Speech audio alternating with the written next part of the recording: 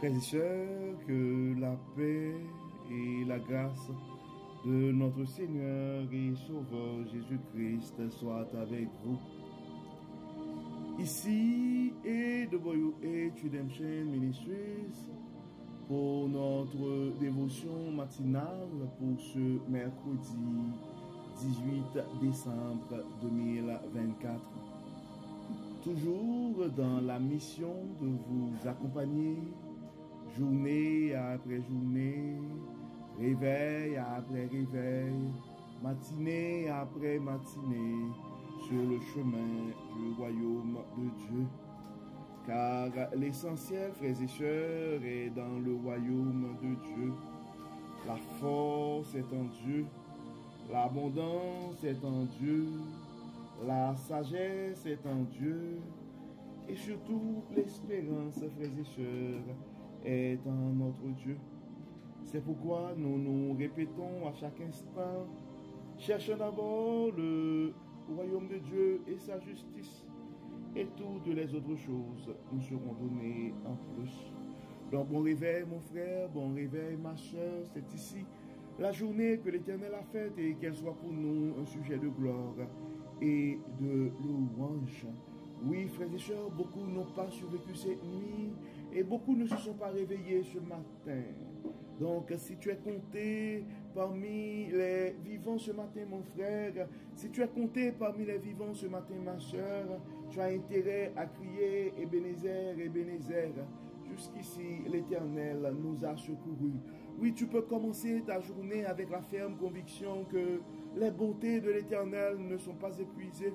Ses compassions ne sont pas à leur terme. Elles se renouvellent chaque matin. Et oui, frères et sœurs, la fidélité de notre Dieu est grande. Donc, la raison d'être de notre dévotion matinale, c'est offrir à chacun de nous cette opportunité d'avoir une journée remplie de la faveur de Dieu, car en ayant un réveil avec Dieu, ça nous met la table pour une journée remplie de sa bonté. En accumulant des journées remplies de la bonté de Dieu, et nous allons finir par avoir une année remplie de sa bonté.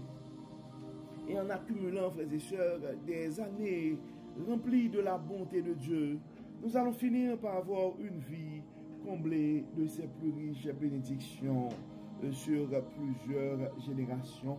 Donc, pour notre dévotion de ce matin, nous allons lire dans le dernier chapitre de la première lettre de Jean, première épître, la première lettre de Jean, et chapitre 5, nous allons lire du verset 6 jusqu'au verset 13. 1 Jean 5, verset 6 à 13. Celui qui est venu par l'eau et par le sang, c'est bien Jésus-Christ. Il n'est pas passé seulement par l'eau du baptême, mais outre le baptême, il est passé par la mort en versant son sang. Et c'est l'Esprit qui lui rend témoignage, car l'Esprit est la vérité. Ainsi, il y a trois témoins, l'Esprit, l'eau et le sang. Et les trois sont d'accord.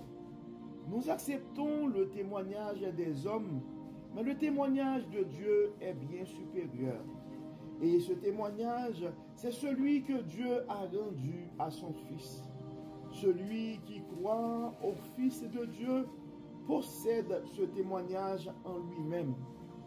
Celui qui ne croit pas Dieu fait de lui un menteur, puisqu'il ne croit pas le témoignage que Dieu a rendu à son Fils. Et qu'affirme ce témoignage?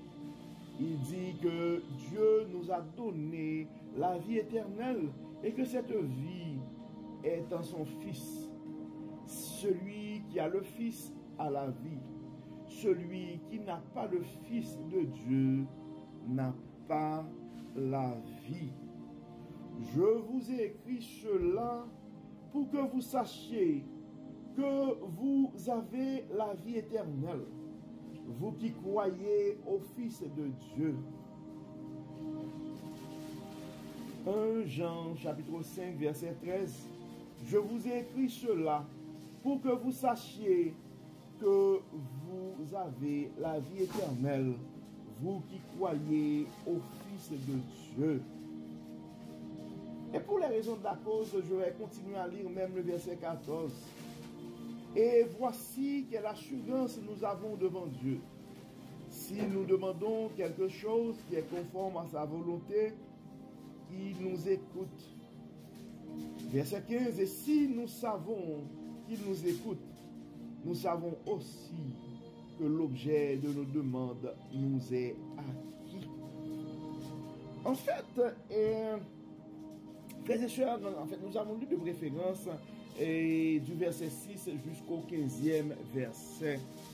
Et dans ce texte, généralement, on aime ça, les assurances. On aime que ça soit certain. Et on aime des garanties. C'est un texte, frères et sœurs, qui, en tant que chrétien, en tant que croyant, qui nous offre cette garantie-là. Et j'aime vraiment cette approche de Jean dans le verset 13, pour dire, je vous ai écrit cela pour que vous sachiez, vous avez la vie éternelle. Vous qui croyez au Fils de Dieu. Probablement, des fois, frères et sœurs, ça arrive le doute.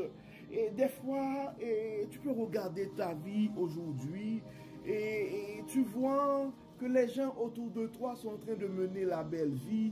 Et toi qui es croyant, toi qui sers à l'église, toi qui pries, tu regardes ta vie pour dire, mais pourquoi moi j'ai une vie si difficile? Pourquoi moi je connais tous ces débords dans la vie? Et ce sont des circonstances qui pourraient nous porter à douter. J'ai tellement aidé à l'église, j'ai tellement contribué dans l'œuvre du Seigneur. Pourquoi c'est moi qui ai cette maladie?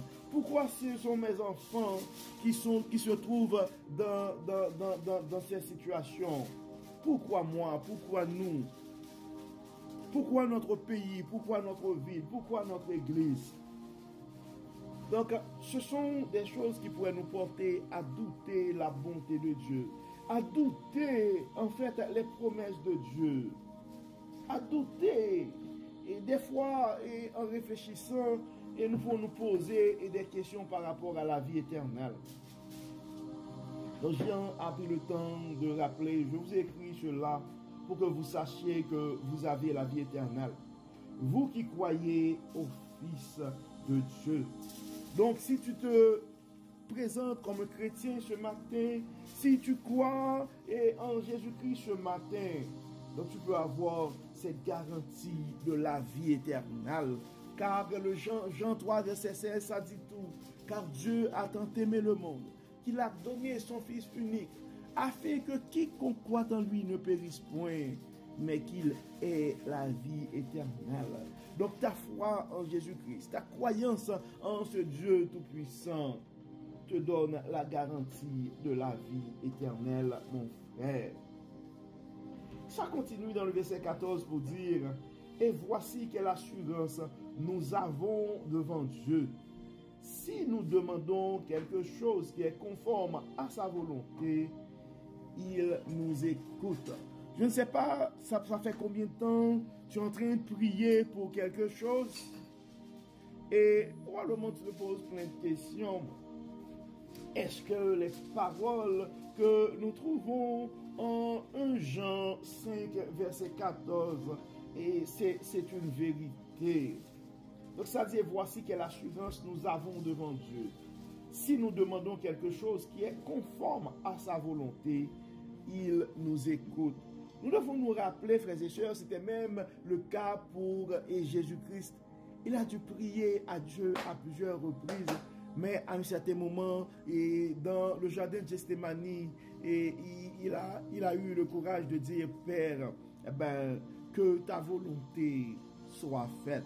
Nous devons nous rappeler, frères et sœurs, que Dieu fait toutes choses belles en son temps. Nous devons nous rappeler que nous sommes là, nous sommes créés pour louer Dieu. Dieu a un plan divin pour nos vies, frères et sœurs. Et nous devons nous rappeler que le plan divin a préséance dans nos vies. Et peu importe les projets que nous avons, mais nous devons toujours et toujours donner la priorité à Dieu.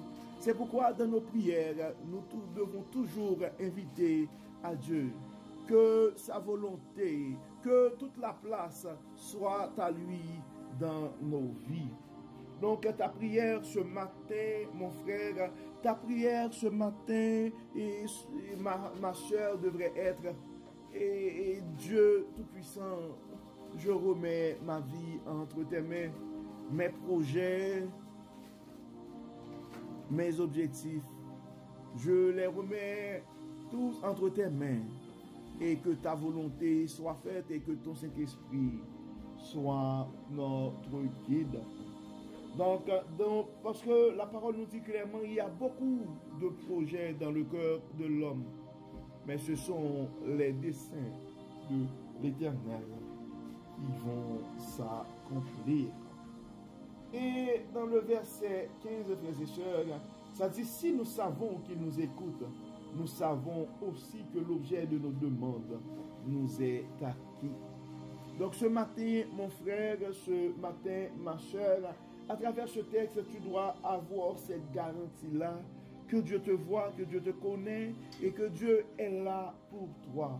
Tu peux avoir cette assurance. Et tu dois te rappeler que le Jésus que nous servons, il est source, il est le chemin de la vérité et la vie. Il est le chemin de la vérité et la vie et nous pouvons compter sur lui. Dans nos soucis, nous pouvons compter sur lui. Dans nos aventures dans la vie, nous pouvons compter sur lui. Dans nos moments d'inquiétude, nous pouvons lui faire confiance aussi avec nos projets.